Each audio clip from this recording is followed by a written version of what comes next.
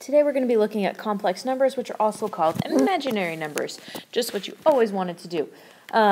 Basically, the main foundation of this is that the square root of -1 is equal to I. That is our imaginary number.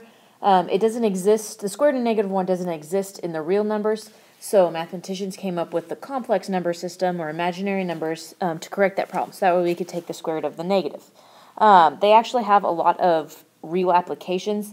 They can be used in a lot of sciences, in different areas like signal processing, control theory, electromagnetism, quantum mechanics, cartography, vibration analysis, and other such things. A lot of engineering, a lot of music science, things like that all use imaginary numbers. So they actually do exist. People use them. They do have a purpose.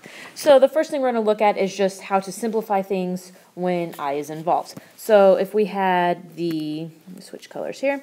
If we have the square root of -84, then we're going to work this problem just like we would simplify a normal square root. The only thing we know is that the square root of -1 is I. So this is really like the square root of -1 times the square root of +84, because -1 times 84 is -84. So this would give me I times the square root of 84. And we know we can simplify the square root of 84 by making our factor tree, which would be 2 times 42. 42 is 6 times 7, which is 2 times 3. So we have a pair of 2's that get to come out. So the pair of 2's will come out and join my I, so we'll have 2I. And then inside we have a 3 and a 7 left over, which multiply to be 21. So the square root of -84 simplifies to 2I root 21. Basically what I do each time is as soon as I see that negative, I just pull out in front and make it an I. So I just kind of go from there. I know that I'm always going to have an I in my answer if there's a negative inside my square root. So we can also look at our solving problems just like we did yesterday. So if we look at 2x squared plus 11 equals -37. If we solve for x, we'd subtract 11. So we'd have 2x squared equals, so if we subtract 11, we'd have -48. Then we're still going to solve for x, so we'd have x squared equals -24. Now we want to take the square root. When we take the square root, we know we get plus or minus. We also know that because there's a negative, we're going to have an I. So now I'm going to break down my square root, my 24, which is 6 times 4. 6 is 2 times 3. 4 is 2 times 2. Since we have a pair of 2's, that's going to come out and join my I. So we'll have 2I. And then there's a 2 and 3 left over, so they multiply and we get 6. I'm going to rewrite this a little bit neater.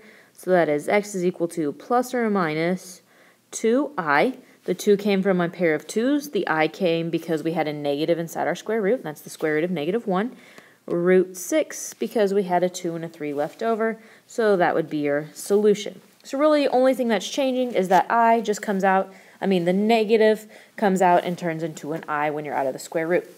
Cool things we can do with square roots is add, subtract, and multiply them or divide them. So if we look at adding and subtracting, there's standard form. So standard form is important to look at and to know. So when I ask you to write your answer in standard form, that is in the form of A plus BI, where A is the real part.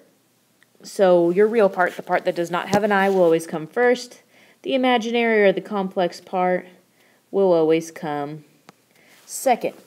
One other thing you always need to remember is that since the square root of -1 equals I, we also know that that means that I squared is equal to -1. Because if we were to square both of these, finally, if we look at multiplying, we have a couple different ways this will show up. So first way is if we have 4i, so here's your example, 4i times -6 plus I.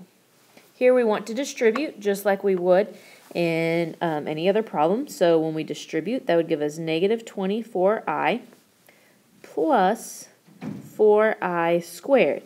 But we need to remember what we just talked about a minute ago. We know that I squared is equal to -1. This is very important. So anytime you see that I squared, you're going to change it into a -1. So we know that -24I plus 4, but we know that I squared is -1. So we'll change that I squared to a -1. This will give us -24I minus 4. We have to write it in standard form, and standard form tells me to do the real part first. So it'll be -4, because this is a -4, so -4 minus 24I will put me back in standard form, and that's how I need your answer written. It needs to go the real part, then the imaginary part. The last one we're going to look at, I'll do over here. We've got 9 minus 2I times -4 plus 7I. So here we're going to FOIL or double distribute. So we'll first start by distributing the 9. So 9 times -4 is -36. 9 times 7I is plus 63I.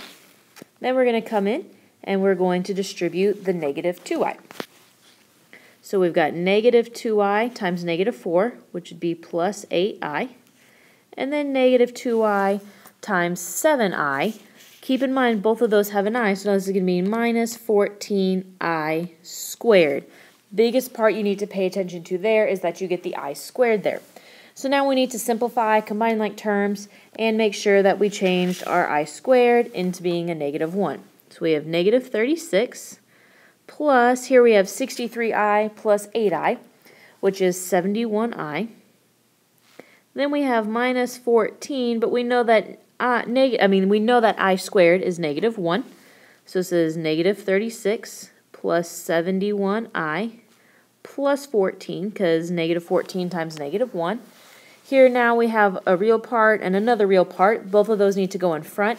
So -36 plus 14 is -22. That's my real part. Then we have my imaginary part, which is 71I, and that is your final answer. So again, it's just like if it was an X, you're going to combine like terms, you're going to multiply the same way. The biggest thing you have to remember, especially when multiplying, is that I squared is equal to -1, so you'll need to change that and then do your real part plus your imaginary part.